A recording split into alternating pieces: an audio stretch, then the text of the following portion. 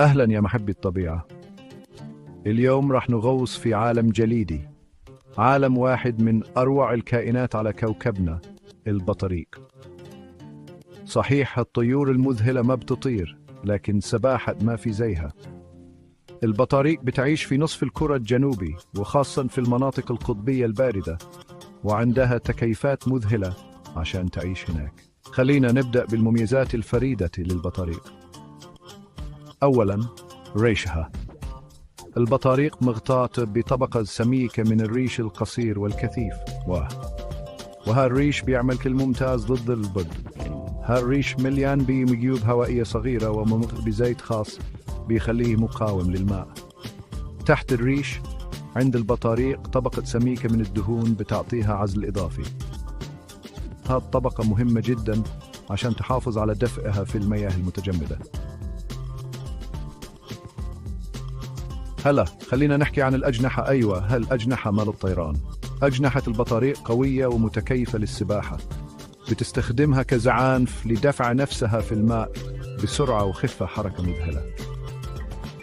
وما ننسى أقدامها. للبطاريق أرجل قصيرة وقوية بتساعدها على المشي على الجليد والثلج. أقدامها مجهزة بمخالب حادة لتتمسك بالأسطح الزلقة. هلا راح نحكي عن أسلوب حياتها. البطاريق بتتغذي بشكل أساسي على الأسماك والحبار والقشريات، بتقضي جزء كبير من حياتها في الصيد في المحيط. لما يجي وقت التكاثر ببني أعشاشها على الجليد أو الشواطئ الصخرية، وعادة بتبيض بيضة أو بيضتين.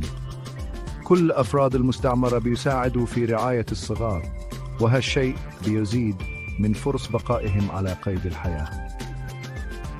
البطاريق طيور اجتماعية، بتعيش في مستعمرات كبيرة، بتتعاون مع بعضها عشان تحافظ على دفئها وتربي صغارها، دليل حقيقي على قوة الجماعة. في أنواع كثيرة من البطاريق، وكل نوع عنده مميزات فريدة. بطريق الإمبراطور أكبرهم حجماً، بيتحمل الظروف القاسية في أنتاركتيكا. كمان في بطريق الملك، ثاني أكبر بطريق، بيعيش في جزر تحت القطب الجنوبي. وبطريق أديلي الصغير لونه أبيض وأسود، كمان بيعيش في أنتاركتيكا. لكن هالطيور المذهلة بتواجه تهديدات خطيرة. التغير المناخي بيدوب مواطنها الجليدية وبينقص مصادر غذائها. التلوث وخاصة النفايات البلاستيكية بيشكل خطر كبير على صحتها، والصيد غير القانوني بيزيد من خطر انقراضها. علشان نحمي هالكائنات الرائعة، لازم كلنا نساهم، نقلل التلوث ونحارب التغير المناخي ونشجع الصيد المستدام.